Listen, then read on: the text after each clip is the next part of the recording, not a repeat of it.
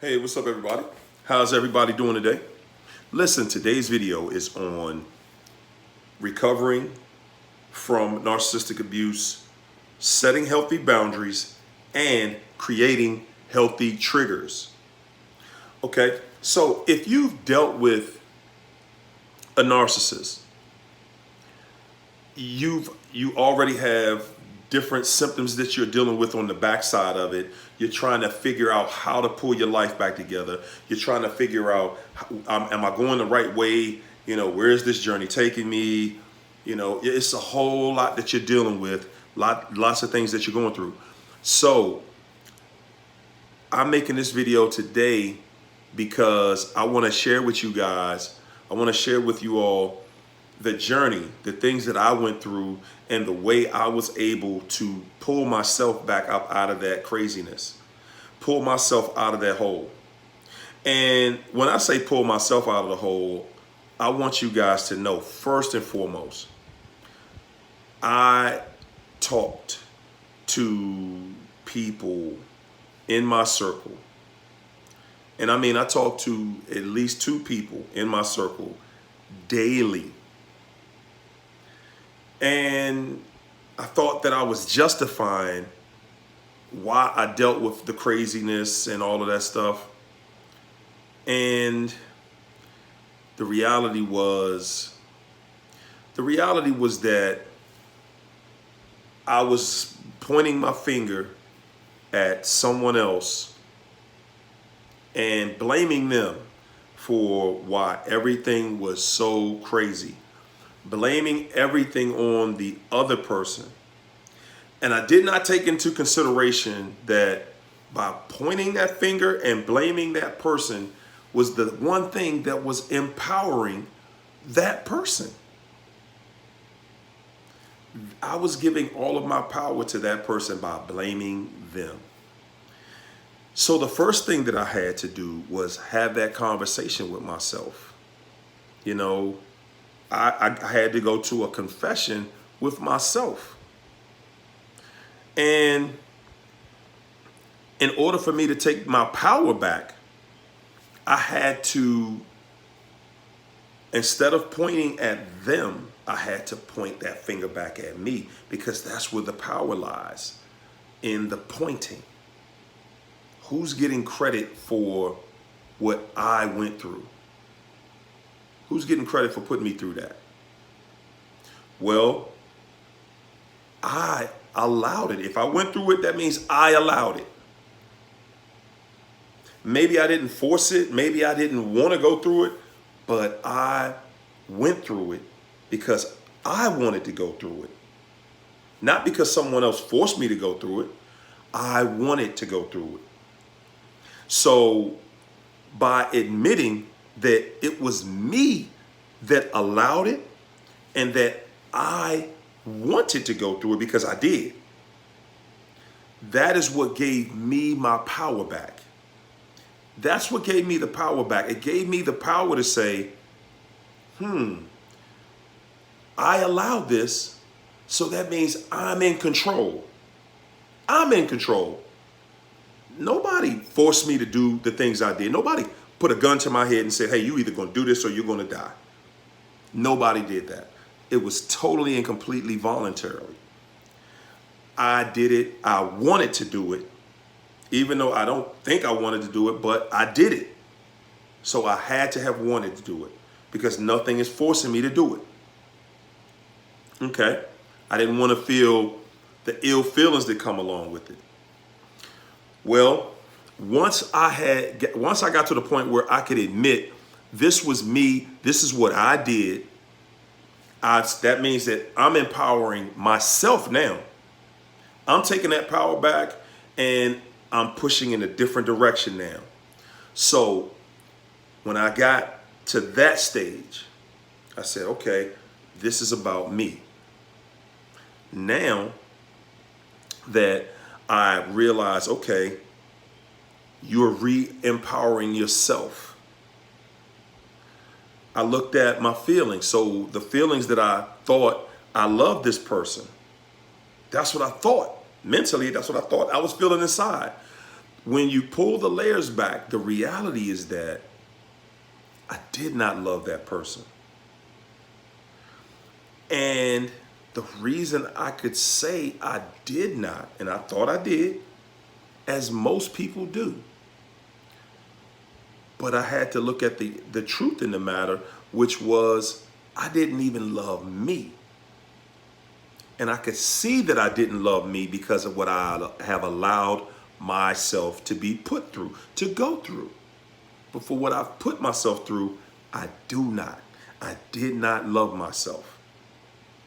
I did not.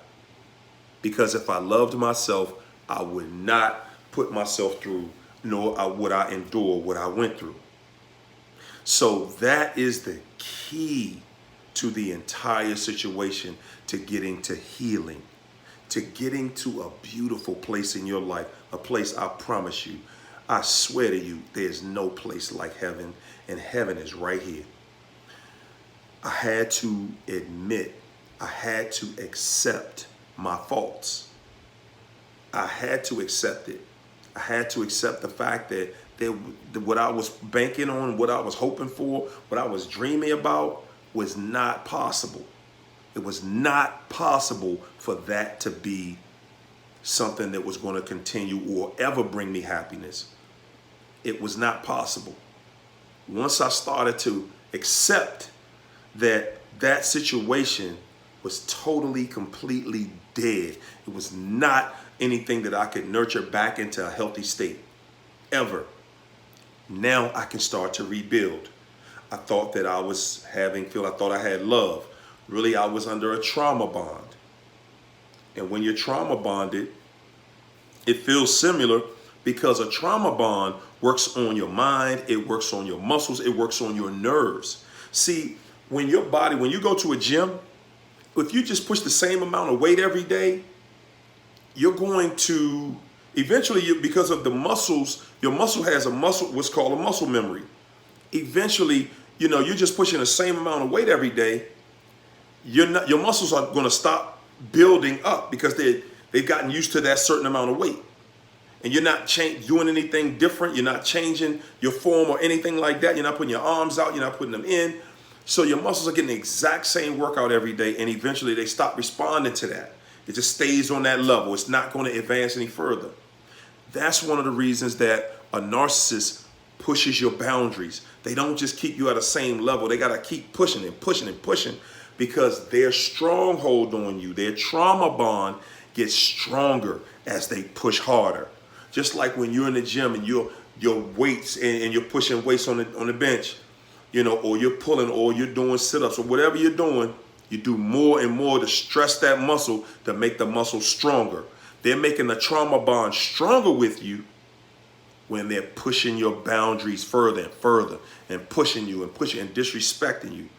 So when you've gotten to a point where you realize this is what's going on with you, and the importance in this is that to realize that it's a trauma bond, not love. Because once you train your mind to see that this was trauma bond, this was not love, those feelings that you feeling like your heart broke, that starts to go away because your mind is working in a different direction now. Your mind is working in a different direction. It's not stuck on I'm heartbroken. Now it's thinking, wow, okay, but I feel like I did love that person. Well, did you love yourself? I had to ask myself, did you love yourself?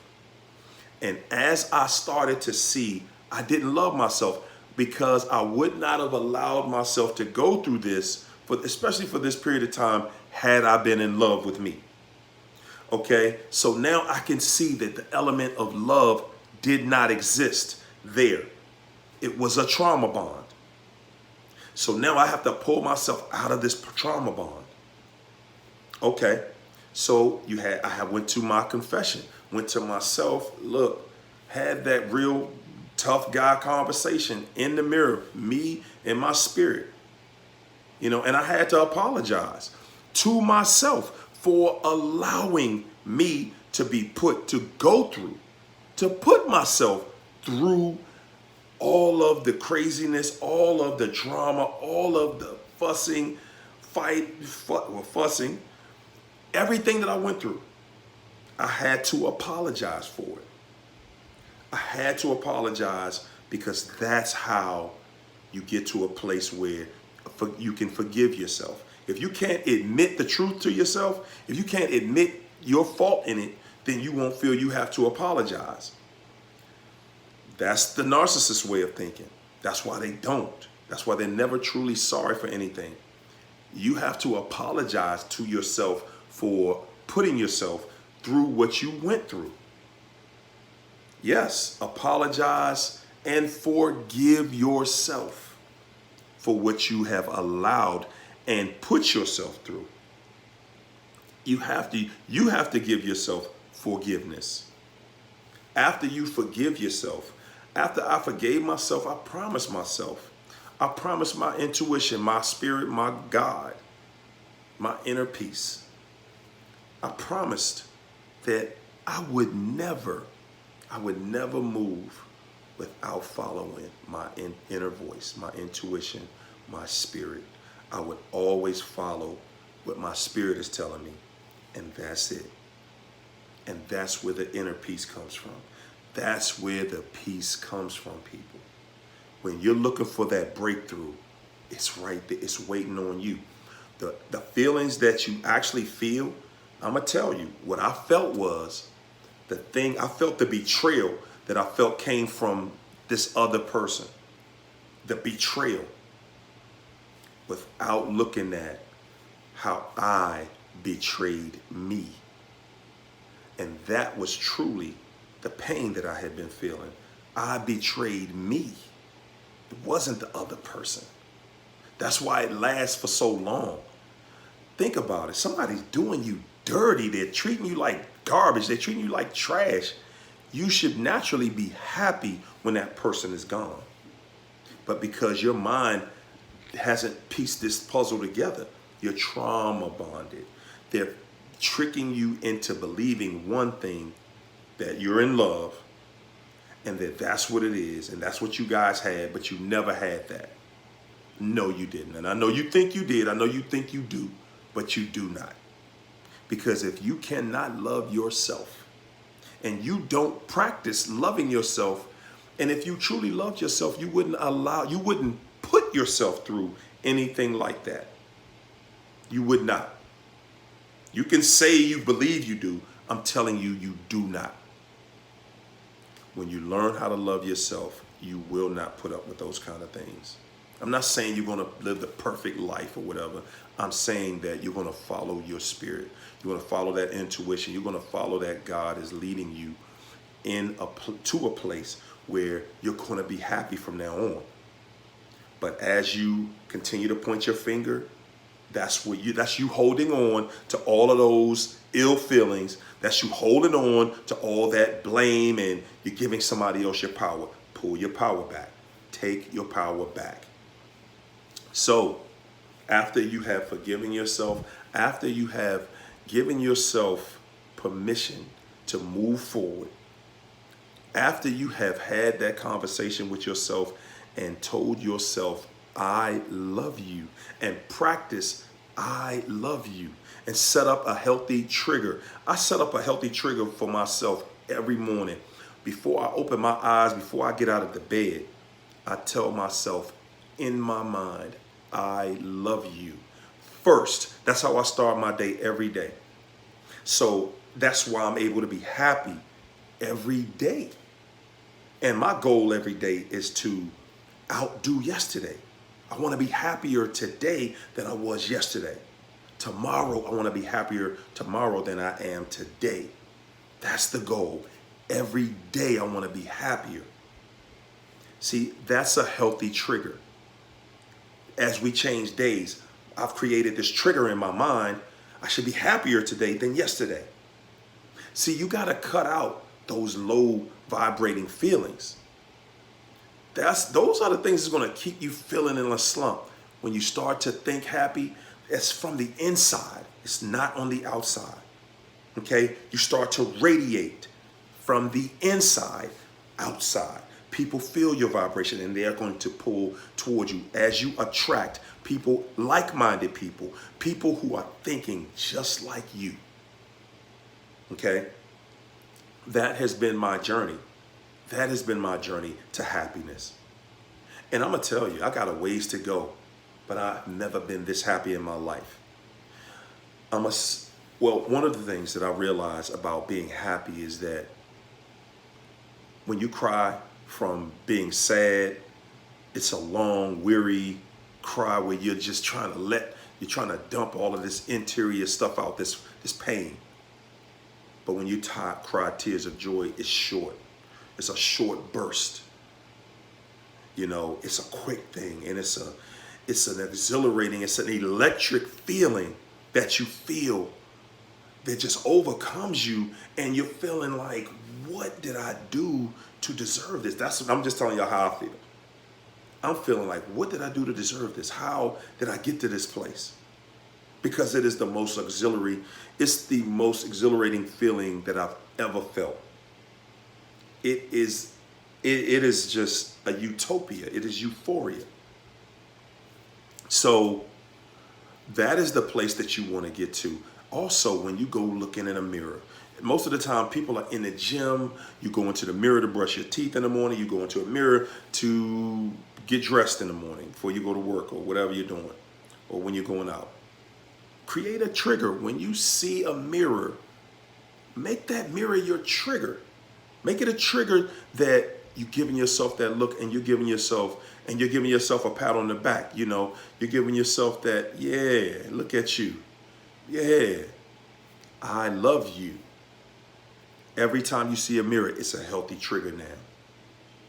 You know, and your boundaries, you know, with the boundaries, creating healthy boundaries is when, okay, I used to think that, again, that snapback, I used to think that snapback was a healthy boundary. Somebody say something to me, I got a snapback for you right away. Cannons loaded over here. What I didn't know was when you're doing that with a narc, that's how a narc controls you. That shows you don't have boundaries, because a narc is showing you that I did something to disrespect you outright, and now you want to come back and forth with me like I didn't just disrespect you. I made a video letting people know, never ask a narcissist never use the word why. When you use the word why with a narcissist, that's letting that person know that the same person that robbed you for that $1 million is coming back to you saying, here go $500,000. They just robbed you of your $1 million, then gave you half of it back and said, hey, I saved you. Exactly. That's exactly what you just did when you asked them why. You're asking the person who robbed you to save you. That's why you never do it. And when you're setting up healthy boundaries, don't repeat yourself to people. When you know they heard you, never repeat what you had to say. Take a lesson from the narcissist. The narcissist doesn't have to really repeat themselves. You heard what they said, and they keep it right there. They like, okay, if you caught it, you caught it. If you didn't, whatever. A healthy boundary is when you can cut somebody off when they have disrespected you. I don't feel like I owe them an explanation as to why I cut you off. You cut off. That's it. It's simple. We over dramatize. Oh, I'm a this. You got the wrong one, and blah blah. That's a person with no boundaries. A person with boundaries. You accidentally do something to them. You apologizing for what you did right away, because you know they cutting you off. They're like, oh, okay, don't worry about it. Like, I don't even know you anymore. That's a healthy boundary, people. When you're able to say, you know, okay, you're not going to be allowed access to me anymore. That's it. It doesn't take a whole lot to do that. It takes action. That's it. That's a healthy boundary, people. That's a healthy boundary. So, you know, like I said, I did this video today because I wanted to try to bring you guys into the fold. And this is what a lot of my coaching sessions involve getting you back to a place where you're in control. I needed to know that, as I got to the light at the end of the tunnel, I started to notice that light was me. Like, it's me. I'm looking for somebody who's going to save me, and it's me at the end of the tunnel, because nobody's going to help me save myself. It takes me to save myself. It took me. It took me to give credit and to give respect and honor to my inner voice, which is God. I had to surrender to that inner voice, to God. I had to surrender in order for me to come to a place of peace. We're always looking outside for that peace, for that happiness. The peace comes from within, and it radiates out. It does not radiate from outward in. Your peace, love, and happiness, it comes from within. I surrender to my God that leads me. And I'm telling you that that is where you're going to find your peace in this journey. That is where you're going to find your boundaries to be protected. Listen, that's my video. I want to thank all of my new subscribers. Again, I do appreciate you. Welcome to the fold. Lots of content on my page. So please, if you're not a subscriber, hit that subscribe button. If I encourage everyone who loves to or needs somebody to talk to, that's going through this similar issue, join my Facebook page. It's a private group. Join my Facebook group. It's called Narcissist Anonymous 101, the Empath Tribe. Great content, a lot of encouragement, beautiful people in there. Okay? If you need coaching, one-on-one, it's going to be a lot like this video. I go into more details, and I've added some other things in my coaching session, but it's generally in this direction. And I do work with you to get you to a place of happiness, to get you out of that no feeling that holds you down. Go to my page and send me a message. Now, for those of you who are waiting in the queue for me, I have not forgot about anyone. It's just, it takes a little time. That's all. I'm definitely getting to everybody in the queue. Okay? Thank you again. I appreciate you. I love you all. I thank you for patronizing me in this page. And I look forward to bringing you more new and just better content every day. All right, till the next video.